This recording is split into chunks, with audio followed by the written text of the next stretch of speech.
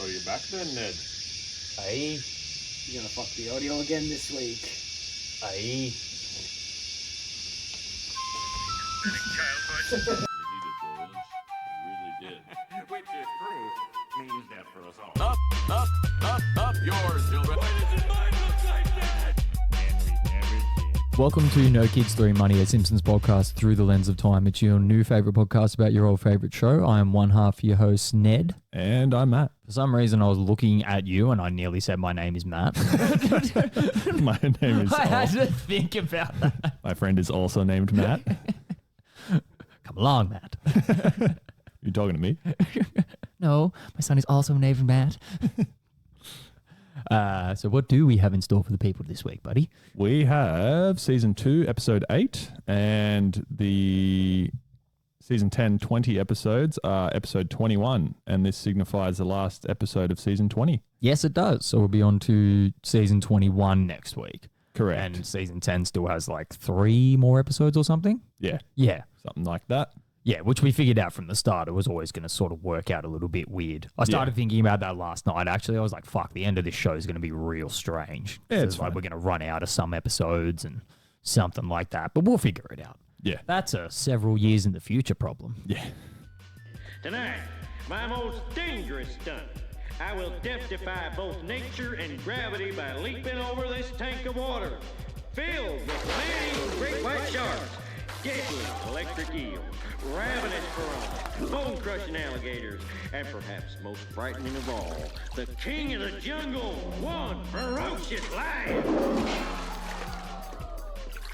Oh, I almost forgot. To add a real element of danger, one drop of human blood. No chance I don't survive? Let me just say, seatbelts save lives, so buckle up. Okay, but do you want to start us off with Season 2, Episode 8? I can do that. Titled Bart the Daredevil. Synopsis reads, The Simpsons go to a monster truck rally that features famous daredevil Lance Murdoch. Bart immediately becomes enamored and decides he wants to become a daredevil too. Bart's first stunt ends in injury, and despite the family and Dr. Hibbert's best efforts, he continues to attempt stunts. Bart decides to jump the Springfield Gorge, but Homer gets wind of his plan and makes Bart promise not to jump it. Bart immediately breaks his promise and goes to jump the gorge anyway. But Homer stops him just in time and finally gets Bart to swear he will stop being a daredevil. Homer accidentally ends up having to jump the gorge himself, failing in the attempt.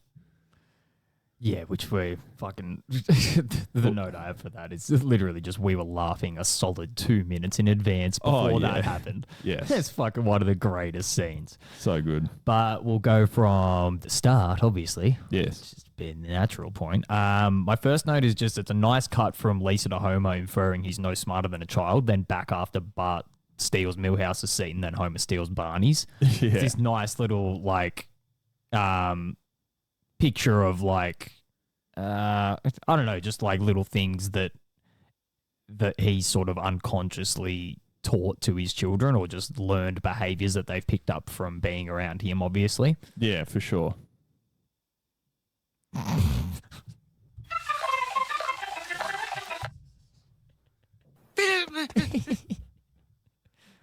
What do you got?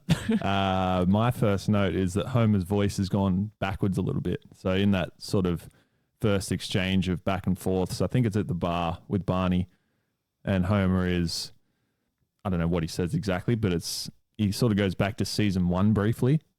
But then as the episode progresses, it becomes a bit more how we know it for season 2, per se. Yeah, I have started to notice that as well, actually. Maybe there's just like because obviously they would record the episodes in sequence. They wouldn't be doing like scenes and stuff that much out of order. Yeah. Because as far as I know, I'm pretty sure that it's all like it's a live cast reading whenever they do it. Right, okay. Like there's always sort of everyone's sort of there kind of thing because most of the time, most of the family members are present. Yeah. And where was I going with that? So it maybe takes him a little bit in those sessions to actually like warm up his voice.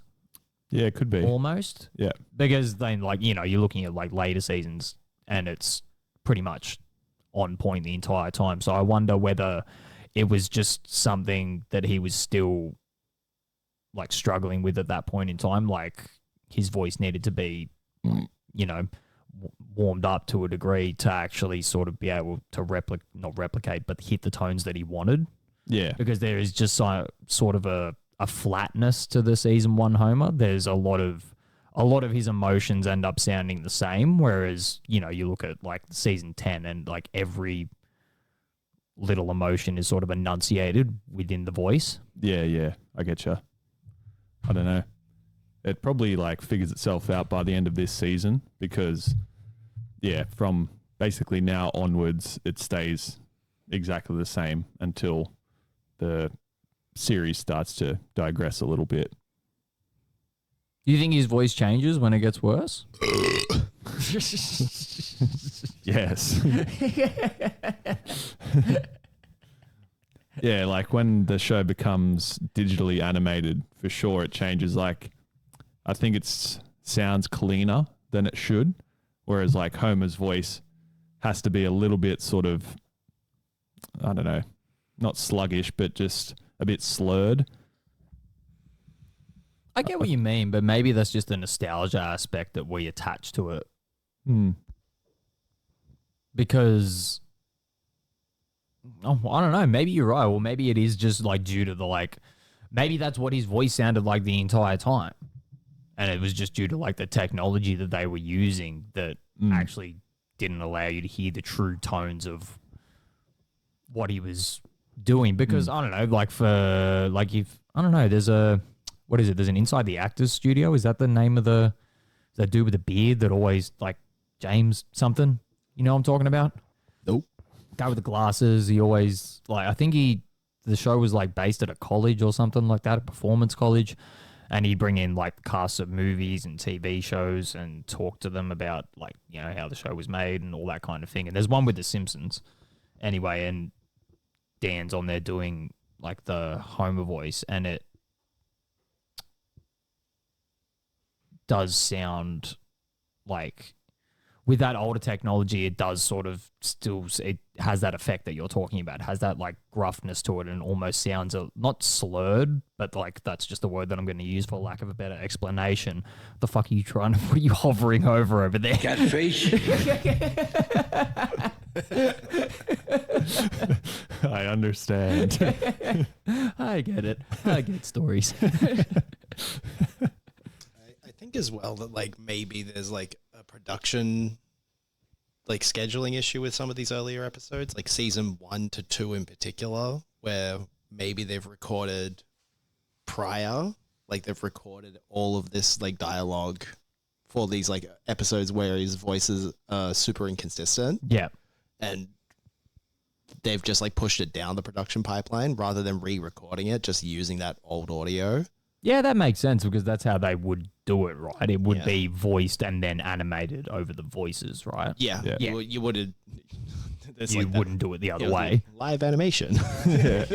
No one could tell the diddly difference.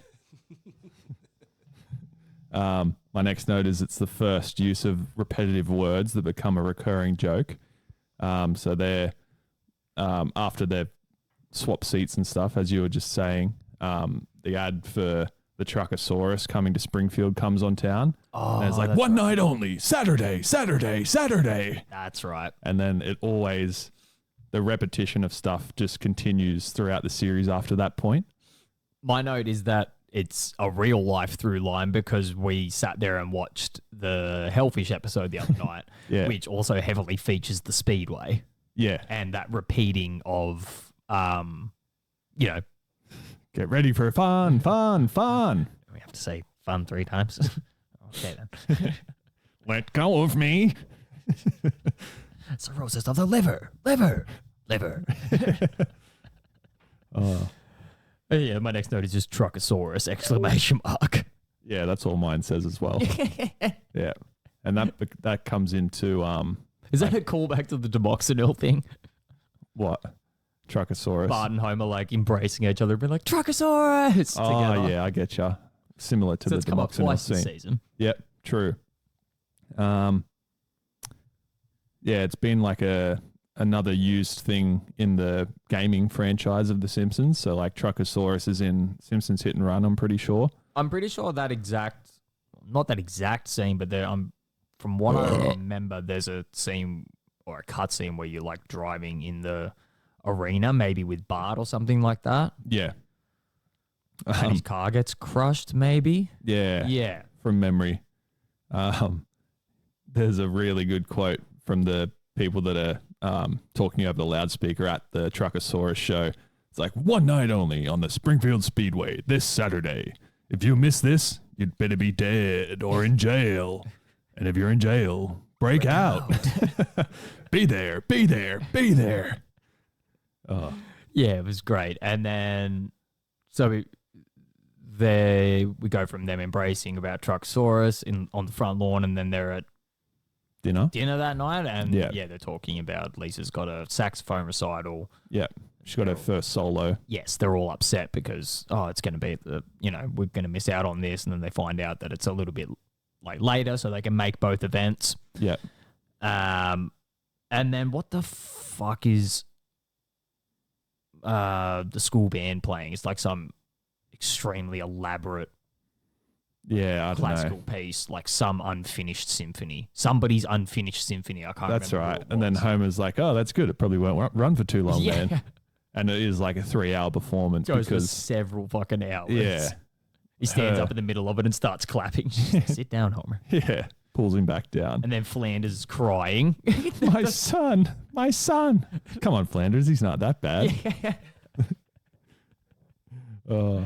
And then it eventually like ends and Homer runs up on stage and picks Lisa up and slowly like dragging her off as everybody's clapping and then puts her back in the frame so she can bow. Yeah, that was quite good. And my next note is oh no, wait, we missed one.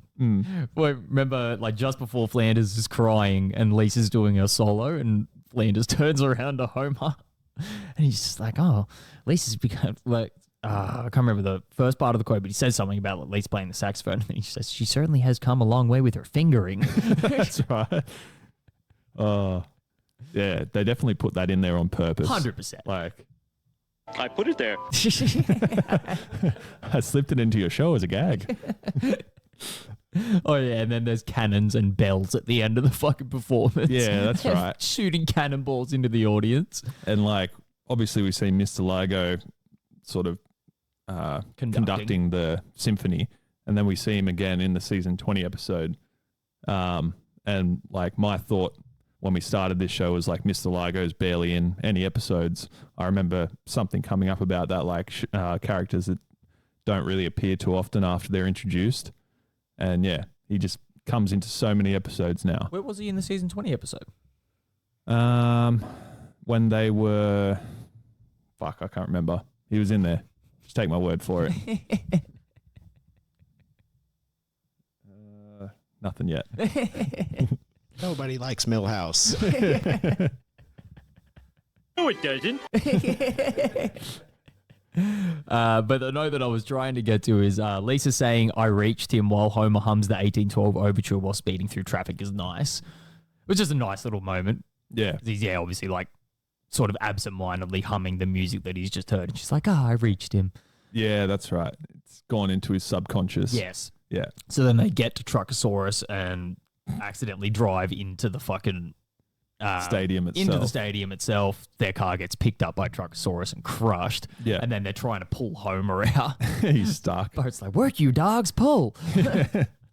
And like the owner and sort of driver of Truckosaurus comes and offers them like a sort of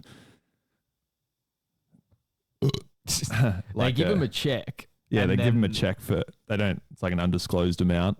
Then the owner and builder of Truckosaurus says something like he feels very terribly about this. Yeah, please, as if it's real. Yeah, please accept this half bottle of champagne. Please accept this half bottle of domestic champagne for being good sports. Yeah. Oh, terrible. So fucking great. And this is I can't remember exactly what happens after that. Lance Murdoch's introduced. Right. So Lance Murdoch is a parody of famous daredevils such as Evel Knievel and Matt Murdock, like the alter ego of Daredevil. from the Marvel okay, universe. right. That makes sense. Yeah. And his stunt is to jump over this big pool of just dangerous animals. So there's like sharks, alligators, electric eels, piranhas, and then a lion. Yeah, a Which- lion as well. Ties into, I think it was last week's episode where Homer floods the city, the La Grill episode. Yeah, that's right. Yeah, because there was lions swimming in the, Yeah. the, Oh, it was 2 the weeks ago. canals of Springfield. Yeah, that's right. Yes, 2. And I think that was like the only other time a lion is featured swimming in the show. It's the only other time I can think of. Mm. Boy, I really hope somebody got fired for that blunder. And yeah, so they're all like waiting for Lance to jump this tank full of dangerous animals, and everyone in the crowd's like not looking. Bart's the only one Except watching, for Bart, yeah. and he jumps it cleanly and whatnot. And Bart's like, "Yeah, he made it." And then he comes back up onto the ramp and sort of parks there, and then falls in. Yeah. And you see him sort of swim to the edge with like his clothes ripped and shit like that. And then the lion pulls him back in. Yeah. And the people that drag him out by his feet, he's like limp. And then like, he's okay, folks. Which is once again one of those recurring lines that I'm not sure whether it just particularly pertains to him, but it does happen consistently that somebody gets maimed and they're just like, he's all right, folks. Oh, the best one was the Beeble of Flanders one where he It's so fucking good. careens into the brick wall. And they're like fucking using the ECG on The him. defibrillator. Yeah. Oh, so good. Oh, yeah, that's right. I forgot to read this quote, which is when he's walking around with a microphone just before he does his performance and he's explaining what he's doing. He says, "Ladies and gentlemen, and especially little children, I'm glad you may be all here tonight to witness my grisly death."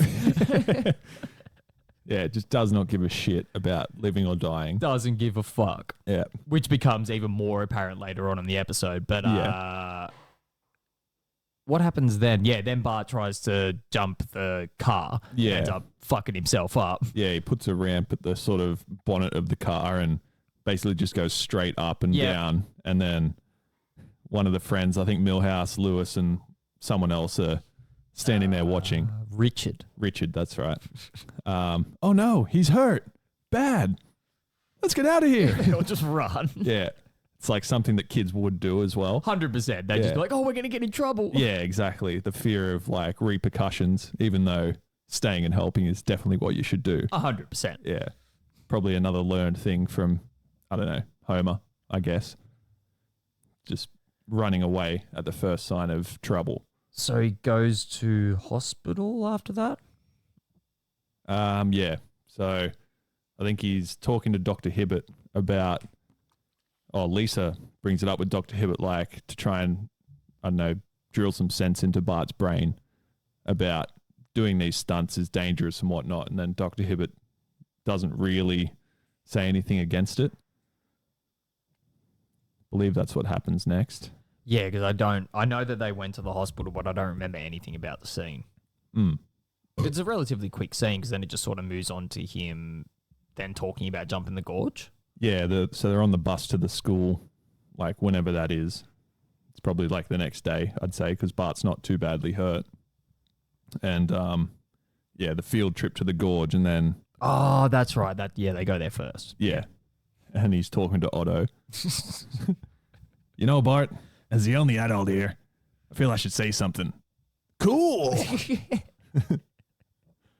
Yeah, then the quote we were laughing at on the way back as well, when he's like driving back on the bus singing Purple Haze into the fucking loudspeakers. Hey, Automan, can I make an announcement over the loudspeakers? Sorry, Bart, dude, these are only for emergencies and something else he says, and then just continues to sing Purple Haze into it. Yeah. And then Bart's rationalization is like, oh, but it's really important. He's like, oh, okay, just gives it to him anyway. Yeah. Just epitomizes like Otto's character. Where like as that sort of adult with the mind of a child still. Because how old is Otto supposed to be? I don't know. Never says. Really explained, but he doesn't like look quite as old as some of the other characters. Yeah. I'd say he'd be what, mid to late 20s. Yeah, something like that. Yeah. You can imagine. My next note is just like Murdoch in a full body cast. Well, yeah, that's Bart and like the next Lisa quote visit that I him. have, because I'm pretty sure that's the next scene anyway, because he talks on the bus about doing it, and then Lisa rats him out to... No, she doesn't rat him out yet. That's right. She hears that he's going to do it, and she takes him to see Murdoch. Yeah, that's right. Yep. And yeah, Bart and Lisa enter the room, and Lance is just laying there all propped up and gives Bart the thumbs up. And like you hear an audible snap. And then Dr. Hibbert comes in and says something about that's the last bone there was to break. No, he comes in and he's just like, oh, that's broken. Well, that's all of them. Yeah, that's it. So good. And then, yeah, Lisa thinks like talking to Lance in this state is going to change Bart's mind again. So like always a voice of reason. Yeah, she comes into it with the preconceived notion that Lance is going to sort of say, hey, you know, I do this shit, but nobody else should do this stuff. He signs an autograph with his mouth, which ends up just being a massive fucking scribble all over his picture. Yeah. And then, yeah, Lisa explains the situation, and straight away he just says something to the effect of like, oh, it's good to see young kids trying to get involved in danger. Yeah, that's it. Fuck. Too good. And then just proceeds to talk about, oh, hang on, I think I might have the quote written down. Yeah, that's right. He says something about, something about danger and chicks digging scars, and then the United States of America has the best doctor to daredevil ratio in the world. And then, yeah, that could be like a small through line to the season 20 episode as well. They're all in like the doctor's office waiting to be seen. We'll get to it when we A little bit, yeah. cover the season 20, but there is through lines to the season 20 ep this week. Yeah, Yet there again. is. Yes. Consistently. Yeah. My next note is Homer. Homer just gives up instantly. When Yeah. he's trying to convince Bart not to jump the gorge. Trying to parent him essentially. Yeah. He's like, he puts his foot down for like 1 second, and then Bart says, you can't watch me 24 hours a day. And he's just like, oh, it's hopeless. Yeah. And then, yeah, Marge convinces Homer to continue trying to convince Bart. And he goes up and has like a heart-to-heart with him about jumping the gorge. And as he enters Bart's room, Bart's sneaking out the window.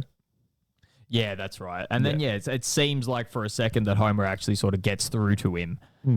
He goes downstairs and says, you know, Marge, we got a pretty good kid there. And then he just rolls past the window on his skateboard. Yeah. It's perfect.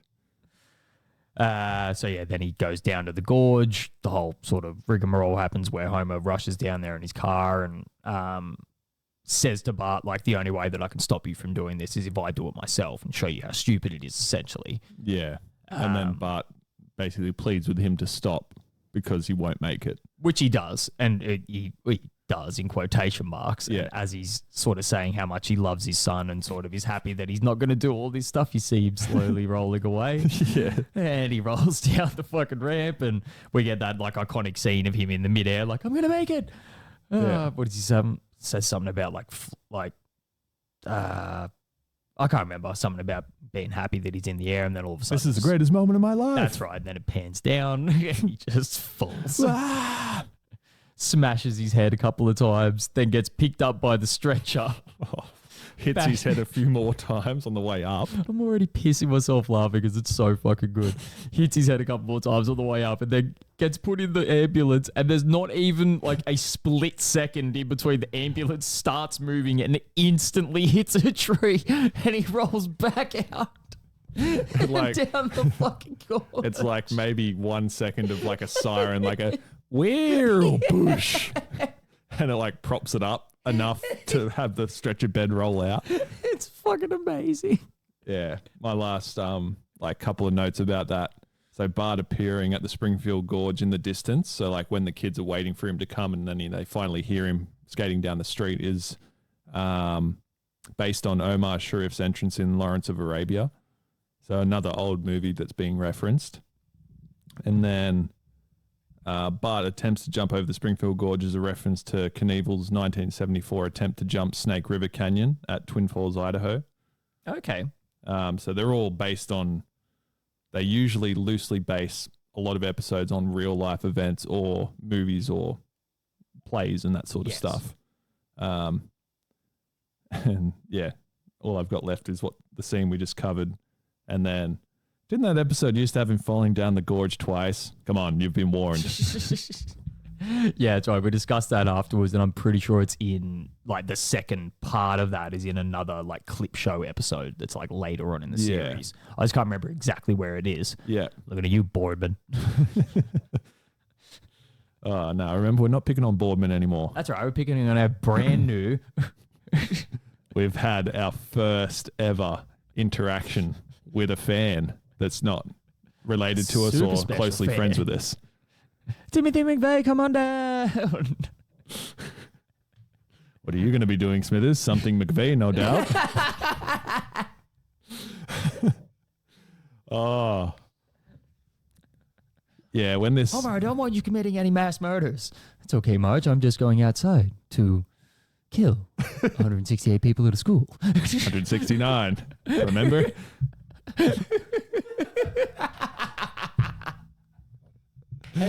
Oh, fuck. Maybe we need to cut that part out. It's fine. He knows who he is. It's already been done. That was great because you were worried about it for a second. I'm like, dude, look at the picture. And you were like, all right. We're like, does this guy not know that his name is like quite bad in history? I could assume the only reason it's spelt differently is because he tried to spell it correctly and they were like, this is a war crime, cunt. You can't do this. You're now on an FBI's watch list. Yeah. I don't care. Oh, Mr. McVeigh. Yeah, whoever you are, if you are actually Boardman, that is fucking hilarious. That would be fucking hilarious if it's actually him. Yeah. But no, we're gonna change our viewpoint on Boardman because he just never reaches out. We're going with Brussels. Brussels. This is the next top contender. So I says to Brussels, I says. Yes, if you live in and around Brussels and have listened to basically all of our episodes, reach out. 10. Yes. An easy way to get yourself on this podcast is drop a comment. We're introducing a new segment where we get our listeners. Preferably cosplaying as a mass murderer, but you know. Yeah. Slightly frowned upon, but you know. It gets attention. Yeah, it does. Yeah, reach out, drop like one of your favorite quotes that comes up in everyday life that you just use constantly. Like we've got fucking heaps here that we use all the time. And then we'll put it on our soundboard for that week's episode. So whoever gets in first or whoever's comment we like the best, if there is more than one. Second comes right after first. So yeah, Timothy, reach back out. Yes. You can get on the board. Man. Come along, Boardman. My fans Why didn't I also go named Levi Boardman. McVeigh? I just may. What do you say? Springfield is still swooning from the whirlwind visit of playful plutocrat Arthur Fortune. Oh, the man has no idea how to behave like a billionaire.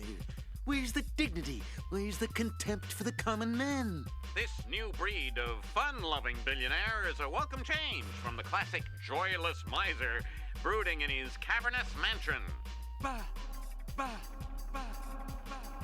Grasping a glass of brandy with his thin, claw-like fingers and a superior smirk on his greedy, soulless face. Alrighty, so season 10. I nearly did it. Episode 21. Yep. Titled Monty Can't Buy Me Love. Synopsis reads, billionaire Arthur Fortune captures Springfield's heart by giving each customer $1 at the opening of his new store. This embarrasses the unpopular Mr. Burns, who recruits Homer to help him be loved by all. However, their various schemes fail. I don't say foil, I say fail. Feeling disappointed, Burns makes his newest plan, which is to go to Scotland to catch the legendary Loch Ness Monster. After some minor setbacks, Burns is able to capture the monster and sends it to Springfield to be unveiled, where the friendly Nessie charms all of the spectators and makes Burns more likable. However, during the unveiling, Burns is blinded by camera flashes and runs into a camera which crashes and starts a fire. As a result, the crowd flees in panic. Following this disaster, Homer cheers up Burns by pointing out that being loved means you have to be nice to people every day, but being hated is effortless. Yeah, essentially all of it. Thank you. My first note is just, I'm not lazy. Lisa, finish my sentence for me. Why don't you finish your own? Falls off the lounge. Where's the game show button? Oh, okay. I'm there already. Our game shows are a little different from yours. Your shows reward knowledge. Catfish. Punish ignorance. And I actually have one this week. Good. I go first, right? Yeah. You initiated it. Yeah. All right. When was the last time we went for a good old-fashioned family walk? Oh, we stopped those when the kid said it was too fat to carry. Damn it. And we will slap each other this week. Yes, we will. Got a couple built up, so Oh, yeah. gonna have to make up for it. And then try and figure out who's actually owing who what. But anyway, I have what would you and your slovenly kind like? Fucking hell. Say it again. What would you and your slovenly kind like?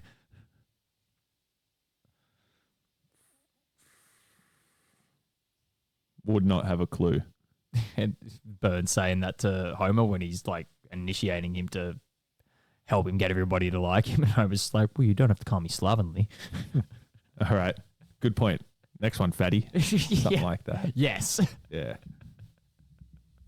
Makes sense. Damn. Well, you got there. Tough one.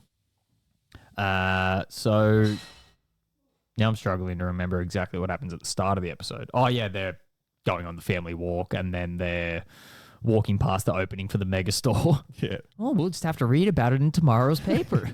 Yeah, my first note, like actual note, is just Marge is so good in this opening. Like the few things that she says to the family just fucking nail her to a T in terms they're of just so what her fucking character lame. is. Like, Well, why don't we go see it now? Well, it's not really on our walking route. yeah. Fine, if we're not going to go for a walk, we'll just talk about our day. I wrote another poem about a duck. And they're all out walking. Yeah, the scene's just them walking is the next one. And then it goes to her talking about, this is where I buy my yarn, but you don't want to buy your buttons there. Whew, I dodged a bullet. Yeah. That is where you want to buy your buttons. It's called Dick's Buttons. Dick butt. And yeah, the unveiling of Yeah, the new... mature. Yeah, oh, always. How about it, McVeigh? Are we mature? The unveiling, you said. Yes. The Timothy McVeighling. So yeah, they all walk in and see all these new, like, real cool stores. And then Bart and Homer are walking and they see the bullies come out of a shop called the Shoplifting Department. I'm going to do all my thieving here. Oh, man. Thieving? Yeah. So good. Oh, it's fucking brilliant. Then, Lisa walks off and finds, like, a narration of Kevin Costner's The Postman. And Kevin Costner's actually inside the TV. oh, I'm sorry. I'm really sorry. I don't even know what I was thinking. But remember Field of Dreams? That was good, huh? Will you bring me a sandwich, please? No crusts. Poor Mr. Costner. He tries so hard. Oh, you're sweet to say that. She's like, where are you? Yeah. I'm back here. Oh, so good. Was like maybe this point in his career. When did Waterworld come out? Because I know that was like his biggest flop. That was in the 90s at some point. Well before this episode aired. Okay. Because there's like that episode where, yeah, it's like the classic bit where like they go to the arcade and Bart's like, oh, Waterworld. Yeah. He pumps like a $2 or whatever into the machine, takes 2 steps. And He's deposit 40 quarters. What a rip. But I guess that's more of a joke of like, that was like one of the first like triple-digit $1 million movies. Yeah. And it like flopped. Yeah. Like colossal flop. Yeah. It makes no sense. No one watched it. Oh, it's terrible. I haven't seen it. I've seen bits and pieces of it. It's fucking horrendous. Kevin, you're just awful. Which is so funny as well because he's had such a massive resurgence over the last couple of years. Yeah. With Yellowstone. He made a real good movie with Ryan Reynolds as well. Like Kevin Costner's character was some sort of maniacal convict who was on death row, and he got like the brain of someone else that was like some form of hero transplanted into him, and then like that dude's thoughts were in his body from that point on, but he still had like sort of triggering things that turned him back into that convict mindset, and he had to overcome it. Okay. It's actually quite good. Never heard of it. Yeah. Maybe because you didn't even name it. And we never did. It's got a name. No, it doesn't. It's the kind I like. Oh, fuck yes. That was the best $120 I ever spent. Oh, that's right. My next note was I'm back here, which is related to the Kevin Costner thing. But so we move on to Arthur Fortune introducing himself. And my next note is actually pretty fucking dark. Right. So he goes through and talks about all his achievements. It's like, I rode a boogie board down Mount Everest. And then what the fuck's the next thing that he says? He punched out No, Muhammad Ali. it's something in between because that's my next point. Yeah, okay. He rode a boogie board down Mount Everest. He did something else. I can't remember what the fuck it was. And then he goes, and just last year I knocked out Muhammad Ali. Definitely at this point in time, Muhammad Ali would have been quite old and quite sick with Parkinson's. That is a fucking horrendous joke for them to make. And being a massive boxing fan, I took a little bit of offense to it. I was like, oh, that's fuck. That's where you draw the line. McVeigh's fine. But a crippled and dying boxer. Oh, fuck. You gotta have your priorities. Are you ready to laugh? We're done. You gotta have your priorities straight, you know? Yeah, nah, I get you. Only for a second I was like, oh, that's fucked. I was like, but that's also pretty fucking funny. Yeah. For them to go like, no, this man's very old and sick with a fucking motor neuron disease. Let's make a joke about him getting knocked out. Well, he can't knock us out. Yeah. One of my notes about Kevin Costner as well, that like he didn't actually voice himself in this episode. It was portrayed by Hank Azaria. One of the rare instances where a celebrity doesn't voice themselves, even in very, very small cameos like that. And like even was evidenced by, did Jasper Johns voice himself last week? Yeah. So exactly that. Like he had 2 lines. Yeah. He said, you squeal on me, I'll kill you, and yoink. And he came in just for that kind of thing. Yeah. And Kevin Costner wasn't doing anything at that point in time. That's true. I don't know. I guess like it's more funny that Jasper Johns actually voiced those lines because, yeah, like you said, there's only 2 lines. But it's like ribbing at him in a fun way. Whereas like this one with Kevin Costner is just like kind of mean. Yeah. A little bit. Yeah. The scene that they're showing on the big TV is just him walking with a horse, and that's it. Him apologizing for it. Yeah. Fair enough. Maybe they did pitch it to him and he's like, I'm not doing that. Yeah. Yeah. And it's the same with Arthur Fortune. So that was a parody of Richard Branson. Oh, yeah. Obviously, they couldn't get him in, so they had to change his name. And then I think even his company, I don't know what he called it, but he's the owner of Virgin or something in real life. Yes. Yeah. I don't know what he called it in this, but something. Some. Yeah. I don't care. And then this is when Burns and Smithers are introduced into the episode. Yes. So they drive past, and then there's like a horde of people, and Burns doesn't know what's going on, so he gets Smithers to deploy the cow catcher.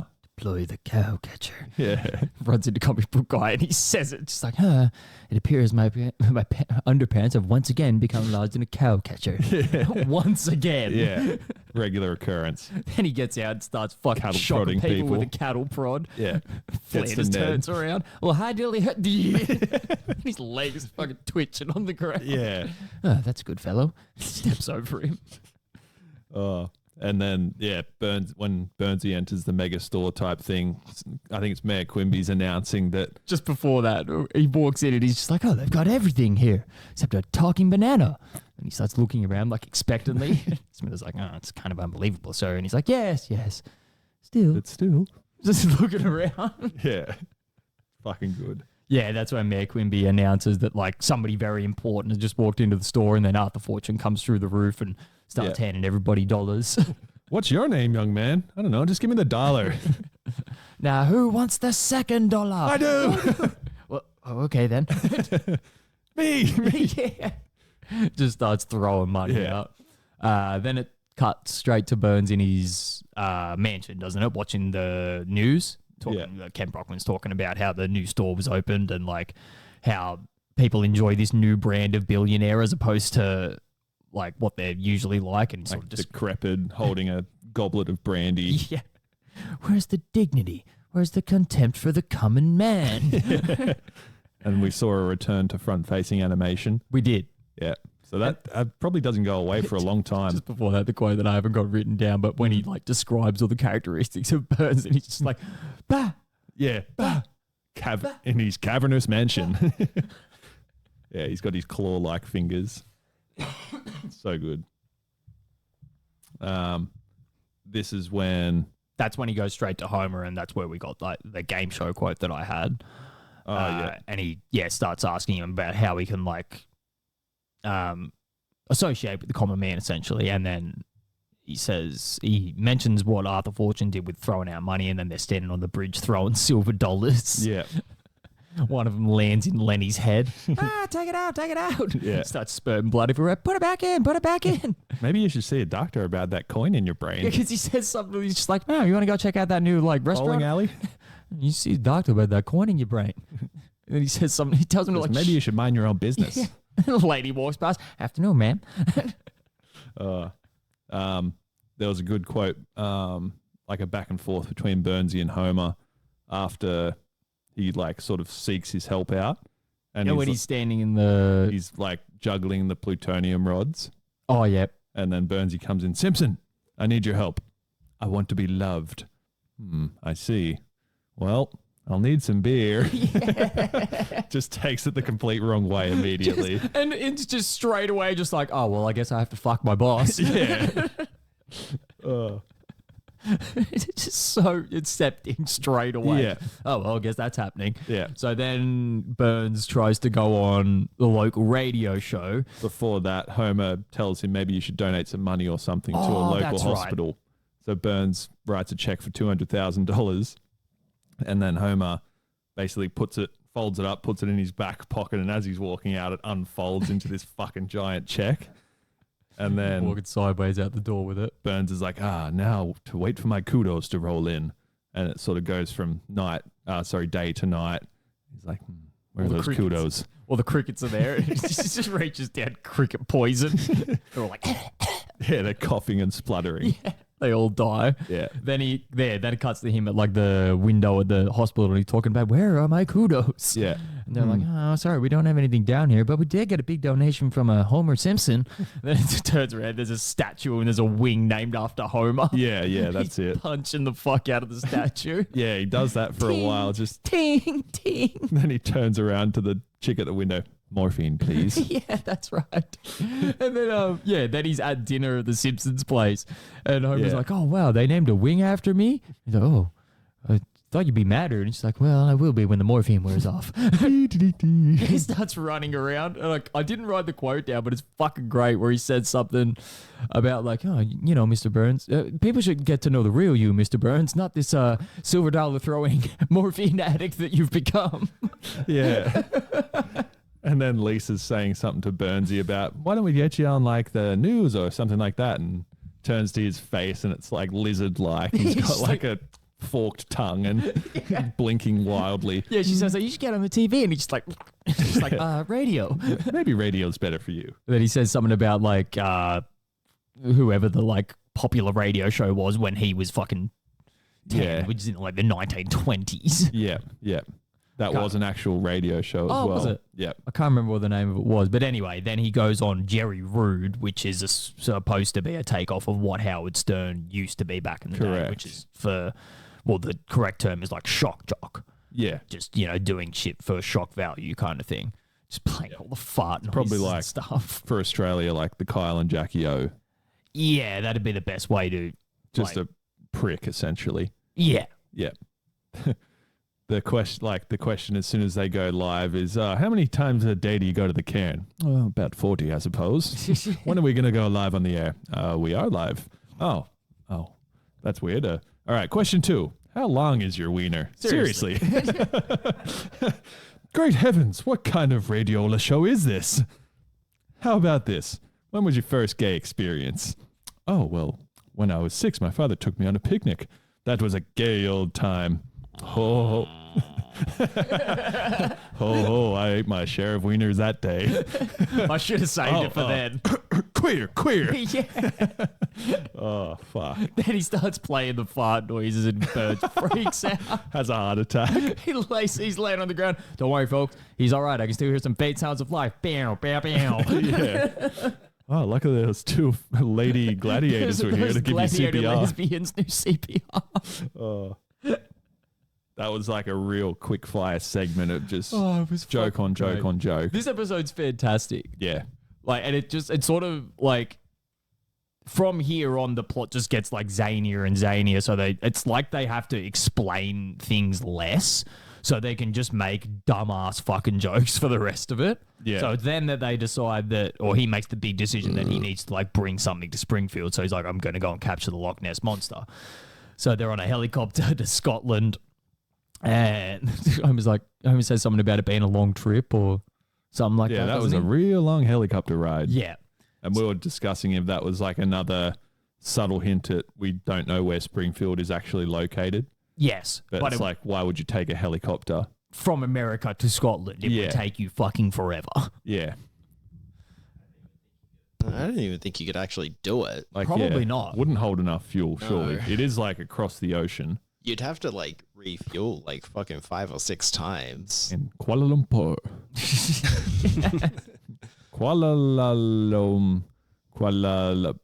France. And then we got the so they're like down at the lakeside because it's not a beach, it's actually a lake that they're looking for it in. Yeah. And who's there with him? It's Homer, Burns, Willie because he's from Scotland, so And that's why Frink. they've taken him. And Frink is there because he's a scientist. He's got all the gadgets and He's shit. unpacking all of his stuff. He's just I can't remember exactly what. Deploy the delucinator. And the hoaxinator or something like de-hoaxinator or something like that. Yeah. Then they're all sort of standing there and Willie says like, oh, the whole town's turned out for this. There's 5 people standing there. And 3. No, there's 5. Oh. There's 5 people and then it cuts to the other two and he's like, hey, Willie, that old couple kind of looks like you. Hey, that's me parents. Walks up to him. So you're back, son? Hey. So you'll be leaving again then soon? Aye. And they just shrug and walk off. Oh, it's so good. Like, Fucking fantastic. literally only used him to stereotype him Exactly. and had no lines whatsoever, essentially. Then It's all of fucking great. I can't remember exactly when, but is it explained when Homer gets into a kilt? No. Oh no, wait, they do make a joke about it because he like twirls and they're all like, oh. Yeah. Yeah. It's not explained how he's in it. He's just saying He's that just in it all of happy a that sudden. he is in it. Yes. So then they send him in that like old timey diving suit into Yeah. the fucking river, not the river, the lake rather. They sort Ooh, of a like canal. time lapse. Always a canal or an outlet. It does that like time lapse and it sort of cuts like between all 3 of their faces. Willie's like, oh, the poor lad's been in there for hours in the icy waters. How's he surviving? Follows the pipeline. Pairs all the way through and he's actually in a bar playing a fucking Loch Ness pinball game. Yeah. He says something about like, I can't remember what the term for pinball is. Anyway, we'll move on. Yeah. That's when they deploy the delockinator and Frink has to pump it by hand. No, it's just before that when like they're all sort of standing there waiting for something to happen and Frink starts freaking out. He's like, there's an Large amphibious life form approximately 80 meters long and it's heading this way. Oh, it's on my shoe. Oh, it's just a small frog. And then he looks at us. Oh, this isn't the delockinator. This is the frog exaggerator. The wordplay throughout like the entirety of like the first 10 seasons is so fucking good.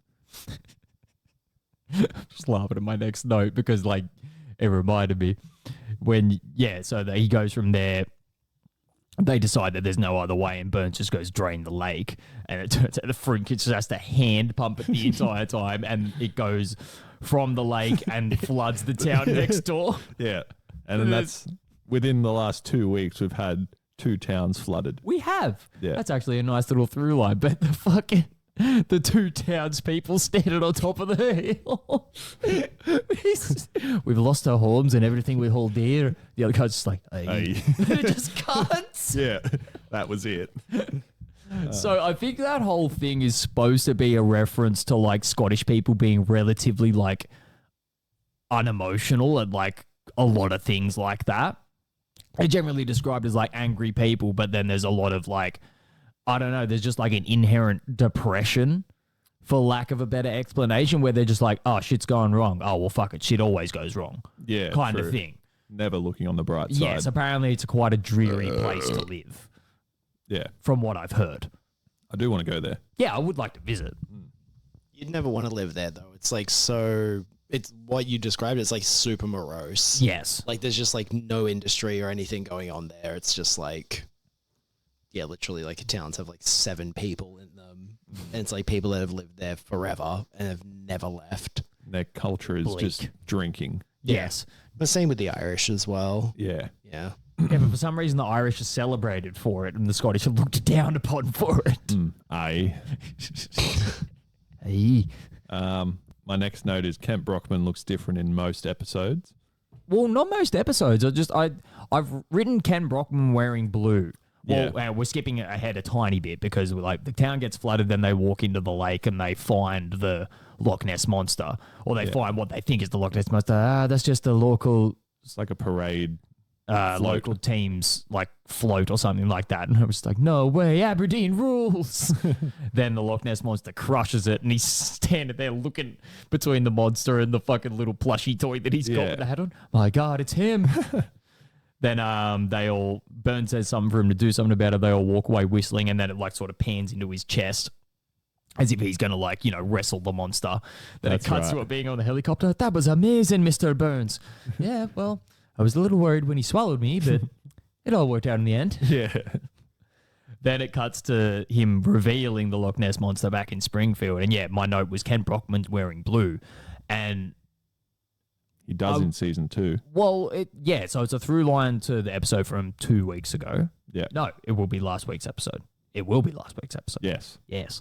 But I'm wondering if there's an actual pattern to it. Because, well, no, now that I think about it, because you've seen him outside the studio in the burgundy blazer before. But I was just sort of trying to think, because we saw him outside of the studio in that blue suit last week, I was wondering if maybe this is like a field reporter uniform kind of thing. And I'm now going to be interested to try and pay, because a lot of the time he does just appear on the TV. It's kind of rare that he appears outside of it, but I'm now really interested to pay attention to those moments to see if he is wearing something different and it's a theme that they've tried to continue, or whether they just went, oh, we'll make him wear a blue suit this week, and then the next time we see him out in the field he's just going to be wearing the regular red one. So it was just a choice for that week, or whether it's a conscious long-term choice. Yeah, that could be it. Something to keep an eye on. Yes. For sure. I think as well, just with cell animations, especially in those what it goes up to season 10 is when they start using digital. And I think you run into some inconsistencies in character color, and I think as the show sort of goes along, they try and not put them in outfits as much, in different outfits. It's only sort of special episodes where a character changes outfit. Yeah. Homer does it a lot. Homer changes outfits constantly. But even in some of the earlier episodes, I think even in season 1, Bart has a blue shirt. Yeah. Instead of an orange one. Yeah. I think it happened in one of the earlier episodes of season 2, but when you said the words color and animation, it triggered me because the curtain behind him is the same color as his regular blazer. In the scene that we're talking about, Oh, when it's a he's burgundy. standing in front of the curtain is that relative like burgundy color. Maybe they animated the curtain, then went, oh fuck, we got to put Brockman in here. Let's put him in that blue suit we've had him in before, because it's still some form of a through line. And it's like, it's not like we've never made him worn this before, but it'd be more of a pain in the ass to recolor this as opposed to just coloring him blue. But if it's digital, it's actually easier to just change the color. Yeah. Like it's literally just swapping the color around. Was it digital by that point in time? And that's because I actually have a note on this too. So, although it would originally be green, a mistake in the overseas animation led to the Loch Ness Monster looking pink, a mistake that was ultimately too expensive to fix. That's because they were still doing cell animation. And that's why the float, the Aberdeen team's float, was green, a green Loch Ness Monster. Ah, okay.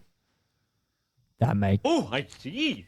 Then everything is wrapped up in a neat little package. Yes! I waited for the right moment. I'm glad. Perfect. Yeah. Seems to be the whereabouts of the Loch Ness Monster. I'm right here. I'm right here, Homer. Or just... And also that. The Loch Ness Monster's roars are taken from the Jurassic Park T-Rex. Are they? Yeah. Yep. Oh, the original ones. Yeah. Like the when it makes the noise in the lake, not the one that it makes like at Homer. No. At the end, which is my last note for the casino episode. one. It's just Loch Ness noises. Because you described it in the synopsis, but yeah, he reveals the Loch Ness Monster, then everybody starts taking photos of it. Burns does, rather. And then he starts freaking out because he thinks they're gonna aggravate Nessie, but really it likes the attention. Yeah. And then he starts freaking out because there's too much stuff going on, trips over, starts the fire, everybody runs away, and he's like, love me. Then it's, cuts to them on the wharf, and Homer gives him that sort of little like pep talk about it's so much easier to be hated than it is to be loved, and he comes to that realization. He says like, being hated fits me like a Speedo or something like that. And then Nessie comes into frame, they're like, oh, what are we going to do with this thing? Burns says he wants to give her a good home. And it cuts to Vegas. Homer's playing the slots. Comes up like jackpot, lemon. It's like, oh, come on, Nessie, one more. It's just like, okay. You want a shrimp cocktail? She's like, yeah, they're not great. It's the end of the episode. Yeah. Yeah, all in all, quite good. Very good. Better. One of those episodes is better than I remember. And it was probably like the writers tried to just give Burnsy the opportunity to become different than what he is, like as a person, in terms of like, oh, let's give him an episode where he can try and redeem himself. Like, he never donates fucking money. He never asks for help. He's just like stubborn and set in his ways. So this could be like a pinnacle of, all right, this is the last time we're going to give Burnsy the opportunity to become good. And if he fucks it up, that's it. So I'm interested to see after this point in time, does he ever get another episode where it's trying to win people over again? Because he has a similar episode early in the series, like the Lil Lisa slurry, the recycling plant and shit like that. And that he then becomes evil again by the end of the episode. You're right.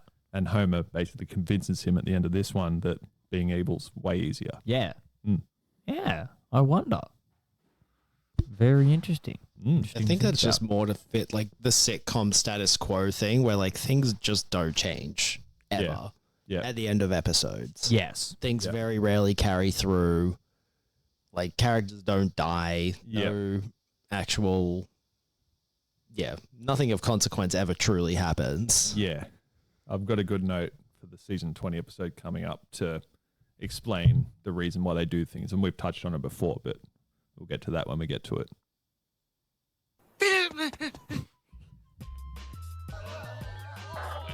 students. Due to the recent queasiness, both the presidential ab crunch challenge and the sloppy joe-a-thon have been canceled. Jenner, if I die, I want you to take over. Really? The search committee for a new superintendent. Just hold my head and say soothing things. Third grade math scores are holding steady.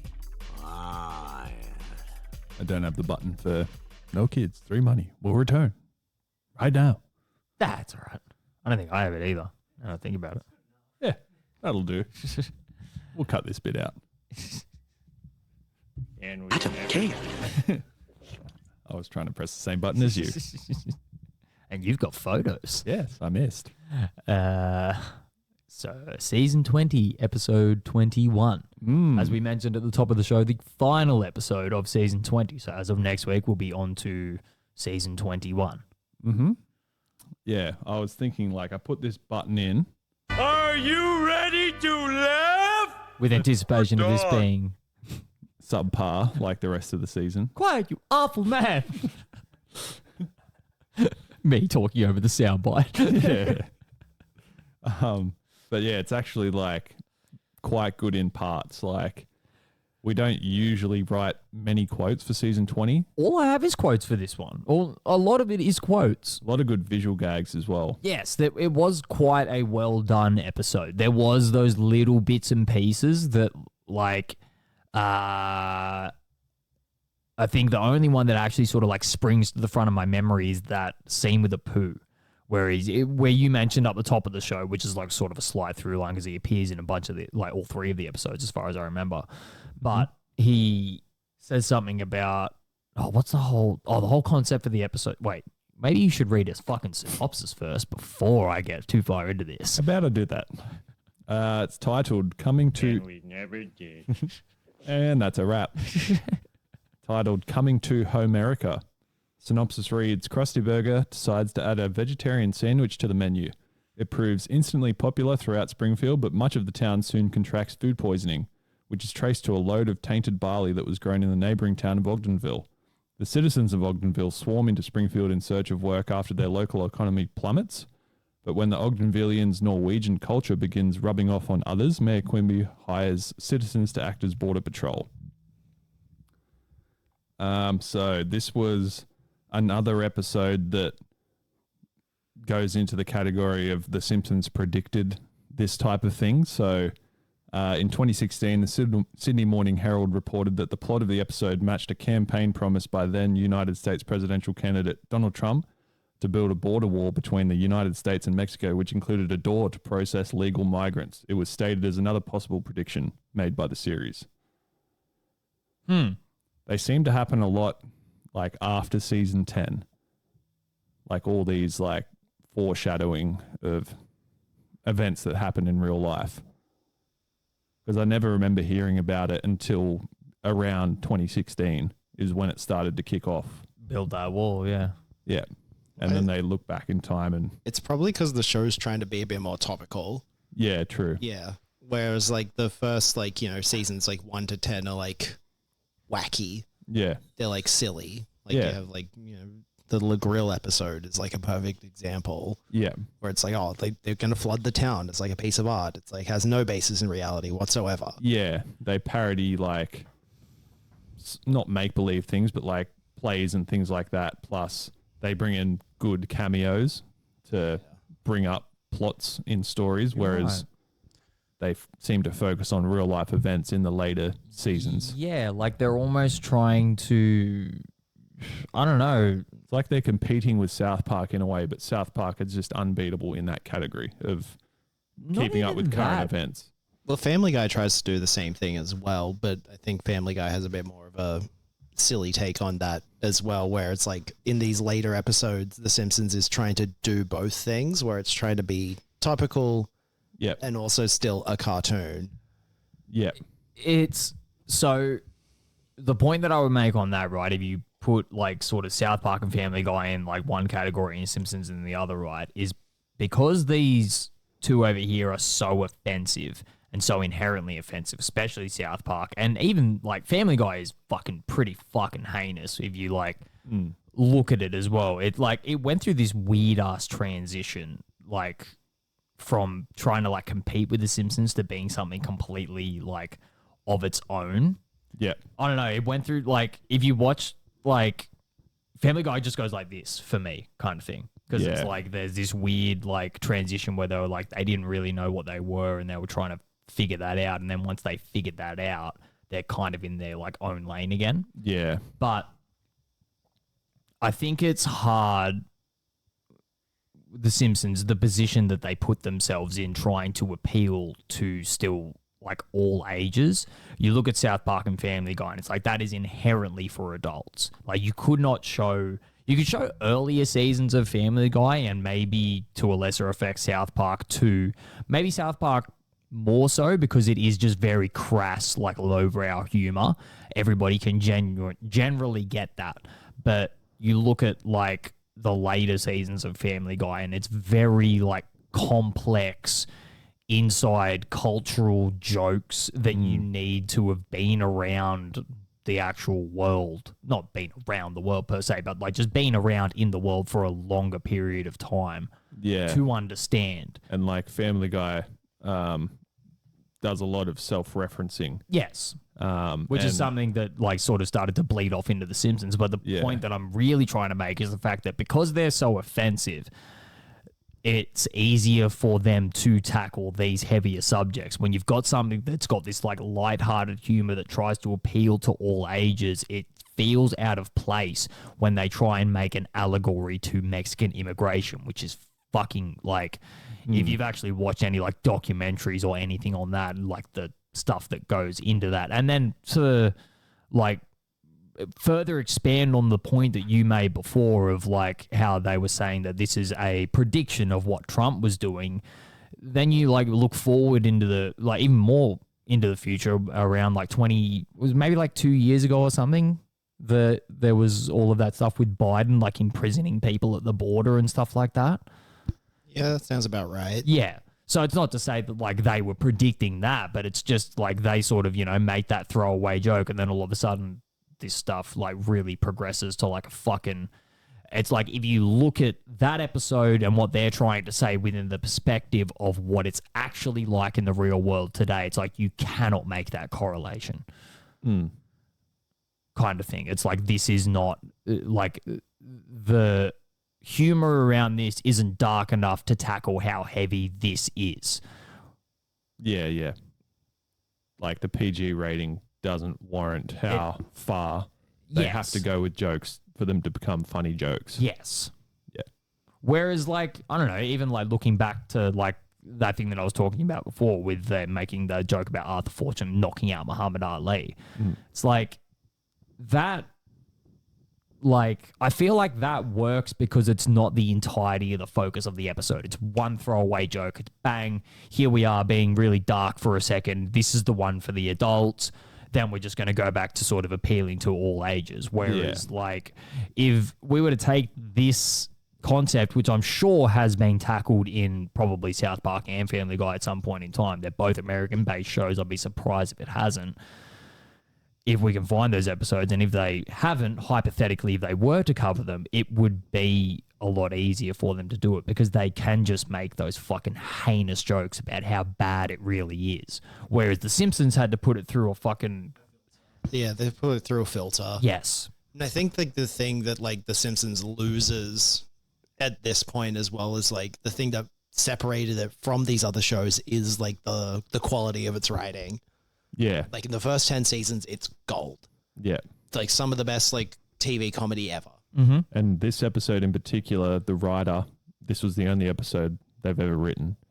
Really? Yeah. Interesting. Yeah. Because they did quite a good job. Like, it feels weird making this giant ass point about how like the whole effect of the episode doesn't really land within the context of the whole cartoonscape.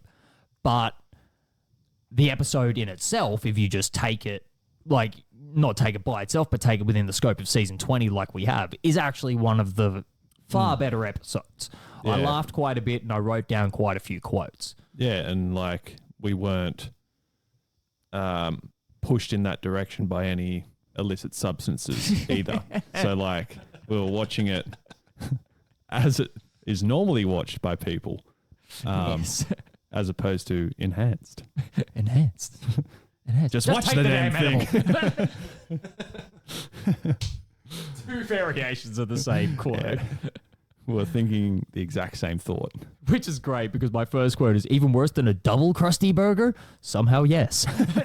So let's actually get into the episode here. So it starts straight off with Krusty in a dark back room in like talking to obviously like one of his lawyers or PR representatives and talking about how the whole image for Krusty Burger is fucked. Yeah. And he says like it's just really bad for people. We've done a whole bunch of market research. And he says, like, the Krusty Burger is really, like, the worst thing that you can consume. Krusty's like, even worse than a double Krusty Burger? It's like, somehow, yes. Yeah. And so they made that decision to make, like, some sort of... Mother Nature Burger. Mother Nature Burger, Eco Burger, or some shit like that. But Krusty says to use, like, an animal that people won't know about. Yes. Or something along those lines. Or some vegetable that people don't know about or something like that. Yeah. But it has to be full of all the trans fats and shit. Like he made a joke about gender in that scene. Oh, I didn't even catch that. Yeah. And then we cut to like the wholesome infomercial kind of thing. Yeah. Where it's like got Krusty in overalls. That was one of like, my favorite parts. Hey, I've got the quote written down. We know times have changed, and we at Krusty Burger want to take advantage of that. Yeah. And it's like throughout the series at this point, Krusty has had to do the infomercials himself and has had to eat what Krusty Burger produces, which he always fucking hates. And he's got the burger and he's like bringing it towards his mouth to take a bite. And then as it gets towards his mouth, it cuts to a clearly different person, like different colored hair and everything. You see it from sort of the nose down of someone else taking a bite of the burger. And then it switches back to him after. Just pretends to chew. Russell Coy-did it. Yeah, exactly. This is the best. You remember that?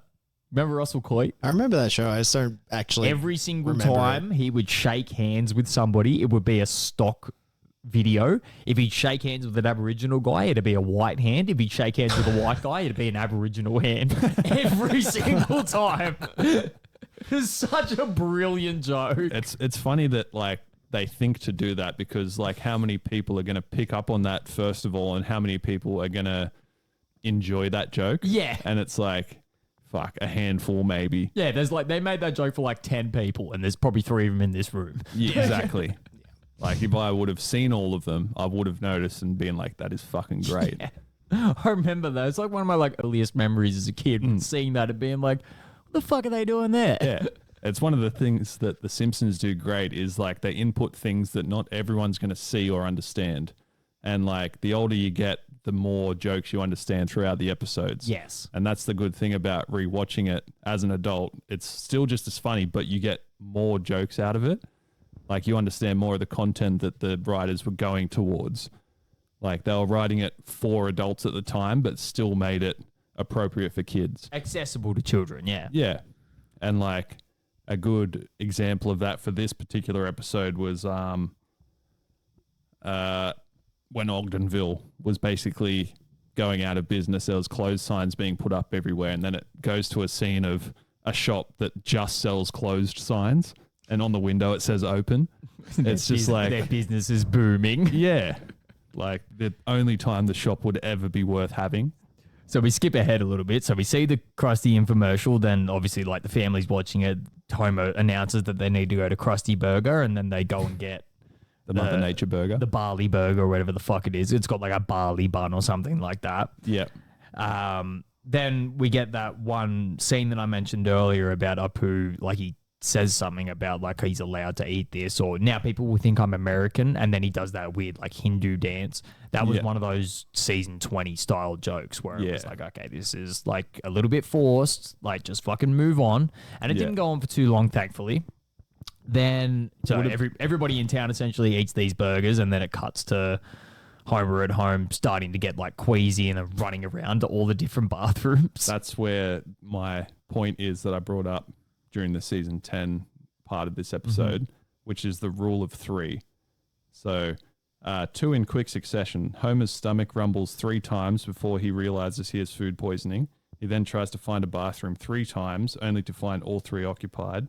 Marge in the downstairs, Bart in the upstairs, and Lisa and Homer in Marge's ensuite. So then he decides to vomit into Lisa's saxophone. But that's like a trait that shows use to reinforce things. Before you continue with your point, to add to it, he vomits into the saxophone 3 times before it produces a noise. He does it twice. He goes like, "Brr, brr," and then the 3rd time he does it, it makes like a faint saxophone noise out the top. Right. So it's similar to the hitting. Autism. It's similar to hitting the 2 ribs of the xylophone. Boy, I really hope somebody got fired for that blunder. Yeah, exactly what I mean. Like, it's things that can be overlooked unless you delve into it deeper. Yes. And it's the same with repeating the phrase, like the repetitive thing that I said earlier, which is a recurring joke. They repeat it 3 times. They do. Yeah. Get ready for fun. Ready for my next note. So yeah, they're all like, Mr. Simpson, no! dramatization may not have happened. So yeah, Homer runs around all different bathrooms, finds them all occupied. Then it turns out that the entire town's sick because it cuts to the school and I've got the quote written if you want it. Okay, you go.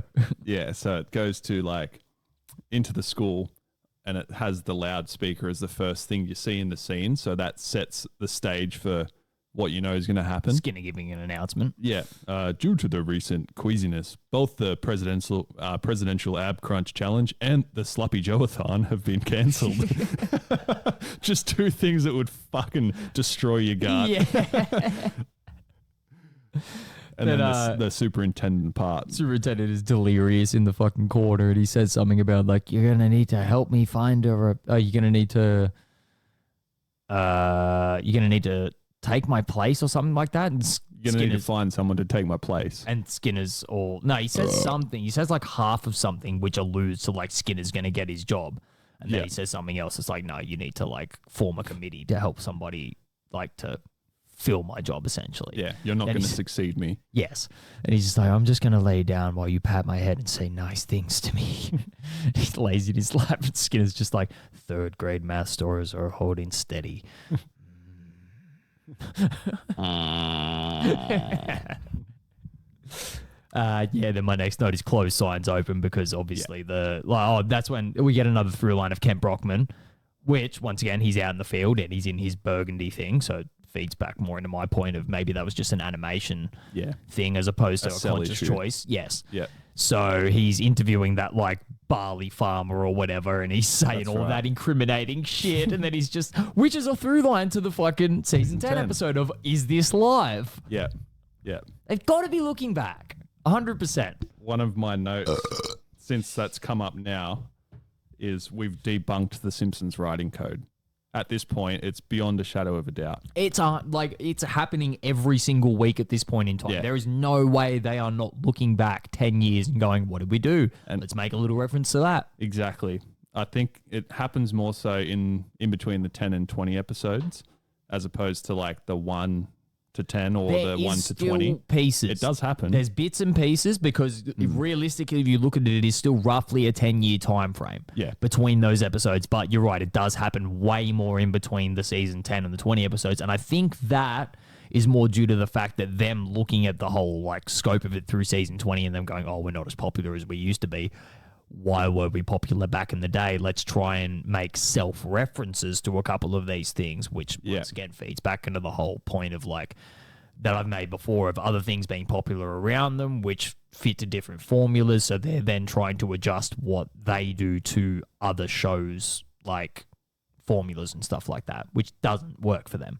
Yeah, exactly. Like a coincidence is a coincidence, but when it is continually happening and we're picking up on it, it's like something you don't know as an average viewer, just like watching the episode here or there, or like rewatching your favorite ones. You won't see the like coincidental things that happen week to week, but because we're doing it in the way we are, which was a great idea, and no one got fired for that blunder. It's just... Oh, I see. Then everything is wrapped up in a neat little package. Before we start making our next point, I've got to piss. Okay, then. Catfish. No kids, 3 money. We'll return. Right now. What is My next note is just a quote, and I'm trying to remember exactly where it pertains in the episode. Also, yeah, we've gone through like the... So the Ogdenvillians have basically lost all their business and their town's been shut down essentially, and they've all immigrated to Springfield. Yeah, which is probably another through line to the season 10 episode of like Scotland getting flooded and them losing all their possessions and shit like that. To a degree, it's very loose, but yeah, it's also, yeah, it is like if you take it at a base concept of like a town getting ruined and people having to leave. And it's another thing, like, because they don't use Shelbyville, which is quite strange. They're using Ogdenville, whereas a good quote that came up that is basically in the next scene after the closed sign shop. So they've all sort of come to Springfield looking for work, essentially, and Homer gets the new gutters for his house or something and employs one of the Ogdenvillians to come and install it for him, and he comes up through the chimney when they're on his roof putting it in and offers them lemonade.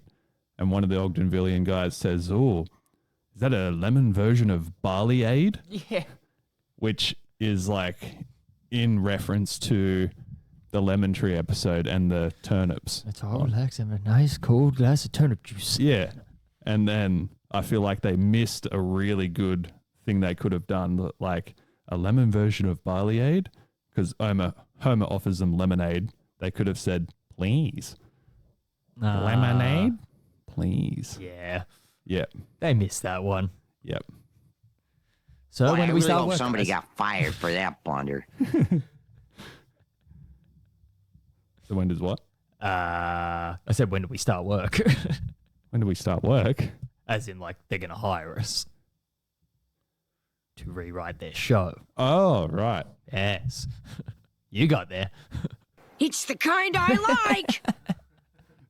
Doesn't make sense, but run with it. Just before that is one of the quotes that I have written down when he hires him in the car park, and like the Ogdenville dude calls him sir, and he's like, "He called me sir.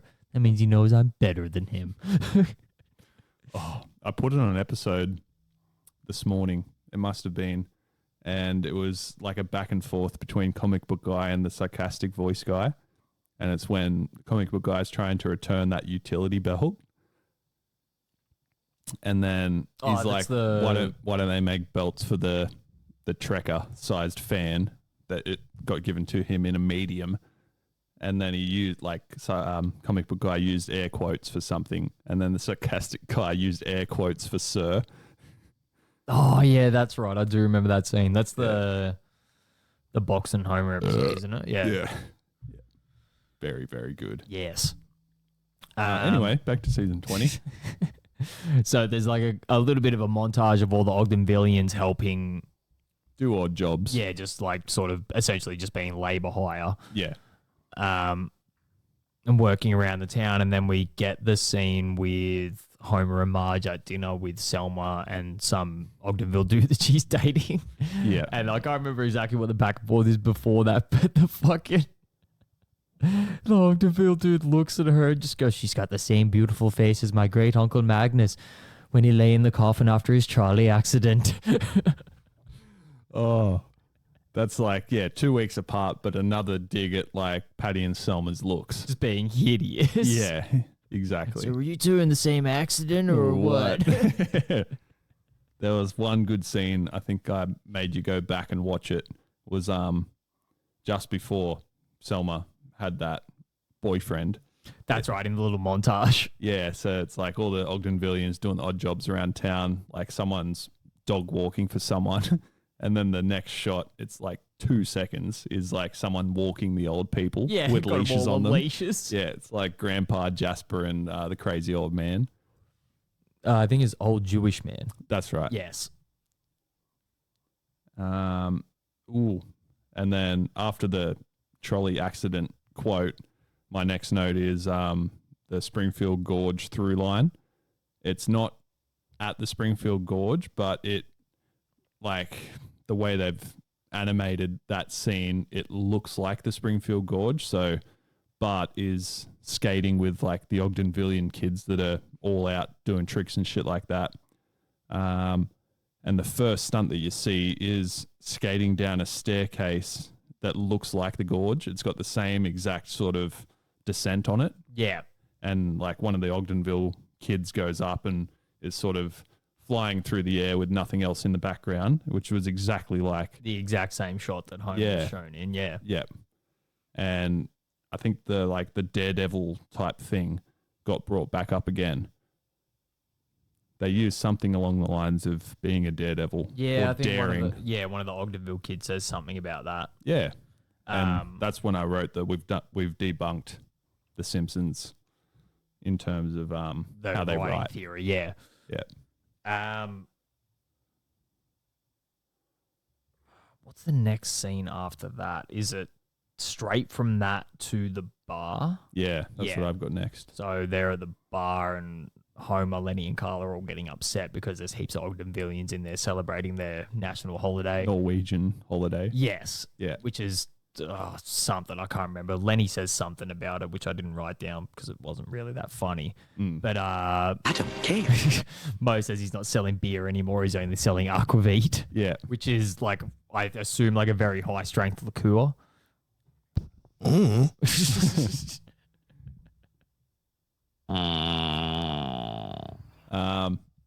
Yeah, I wonder what, like, is there a national drink of Norway? Would it be like something along the lines of vodka? Because it was like a straight bottle. Everyone else was having shots, yet Mo pours Homer like a sort of stein of it, how they usually drink beer.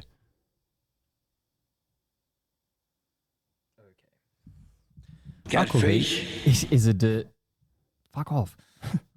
Is a distilled Catfish is a distilled spirit that is principally produced in Scandinavia, where it has been produced since the 15th century. Aquavit is distilled from grain or potatoes and is flavored with a variety of spices and herbs. Okay, so that makes sense, like the barley hang type on. thing. Aquavit gets its distinct flavor from spices and herbs. The dominant flavor must, according to the European Union, come from a distillate of caraway and or dill seed. It typically contains 40% alcohol by volume or 80 proof. So it's like a pretty standard, like 25 drinks a bottle. Roughly, yeah. Yeah. But like if you were to just 40%'s the regular for full strength alcohol. And if you were to just smash it straight, that would get you. A whole fucking pint of it, essentially. That's why he gets immediately drunk. And he's just face down at the, and then Asks face for down. more. Then walks into the work the next day, holding a fish on his head. And what happens? Is there even like a real back and forth between him and Burns? Not really. He just fires him within 5 or 10 seconds. Yeah, and then he's on the couch. Yep. Complaining about how the Ogdenvillians tricked him, and Marge comes and sits on his lap. It's like, oh, and you with your alcoholism. Yeah. My next note is like Wiggum trying to catch the border jumpers. Remember that scene? No, I don't remember that at all. So at this point, I think Mayor Quimby is trying to get rid of all the people from Ogdenville because they've taken everyone's jobs essentially. And they put the police on the border and they're all sort of just coming through as they please. And Lou is pointing out to Wiggum, oh, there's another one. You can catch him. He's like, they're too far away. Yeah, that's right. Chief, there's one crawling between your legs right now. Oh, where? Acts like you can't see him. Yeah.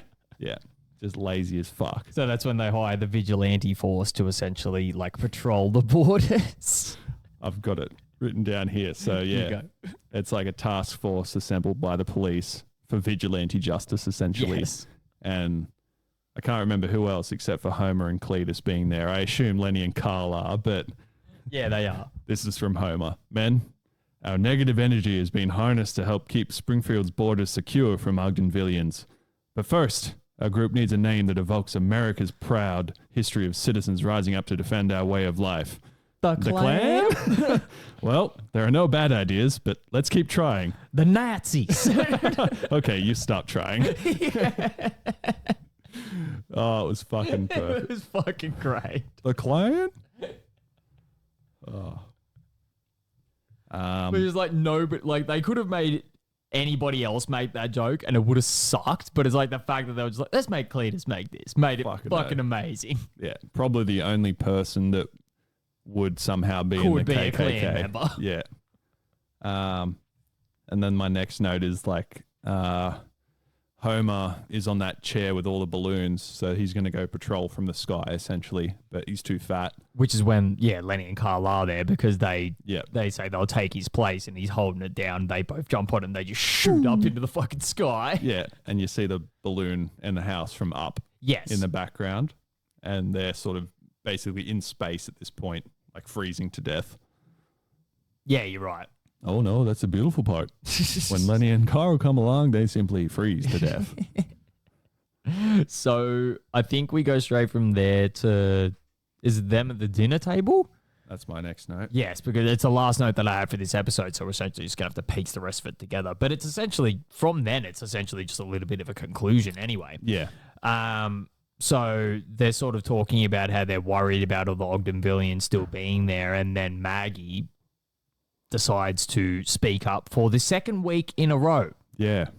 Says, yeah.